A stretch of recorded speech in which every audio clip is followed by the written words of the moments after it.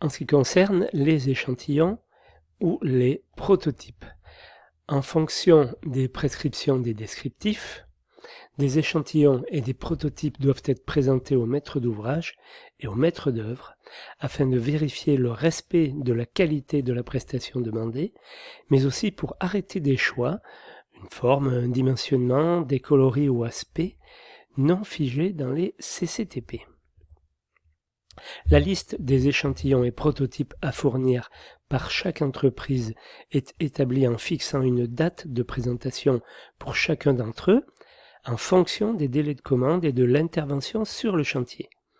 Le bureau de chantier ou la cellule témoin sont le lieu privilégié pour la présentation de ces échantillons et prototypes.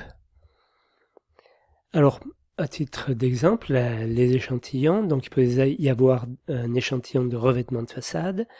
de revêtement de sol pour les divers locaux, de revêtements muraux pour les divers locaux,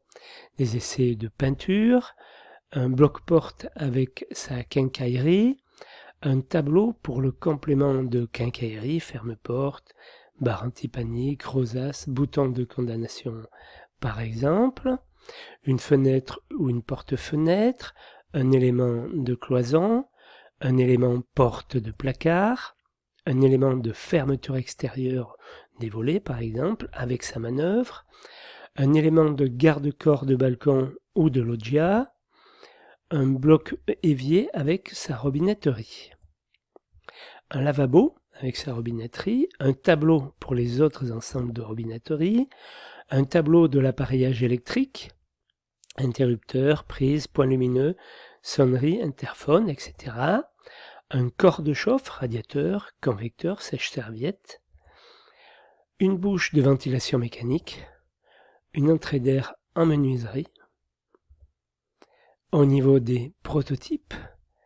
la nature des prototypes, il peut s'agir d'un élément d'ouvrage complexe, par exemple une gaine technique, un équipement de cuisine, une salle de bain, un élément préfabriqué de façade avec menuiserie, fermeture et revêtement, une chambre d'hôpital, d'hôtel, de résidence, un appartement, une salle blanche dans un bâtiment de laboratoire. Alors comment ça se met en place ? Eh bien, elle doit être prévue au marché en mentionnant la nature précise du prototype, les entreprises concernées, les travaux annexes à envisager, le calendrier, études, mise en place, approbation, le lieu choisi pour l'exécution. Les objectifs du prototype, donc vis-à-vis de la mise au point technique, s'il sert aux mises au point techniques, il faut prévoir sa réalisation suffisamment tôt afin d'exploiter les observations faites et de corriger les défauts constatés. Sur un point commercial, s'il est un support de la vente ou de la location, des précautions sont prises pour définir les prestations du prototype, parfois différentes de celles d'un CCTP. Protéger les accès des visiteurs en phase chantier.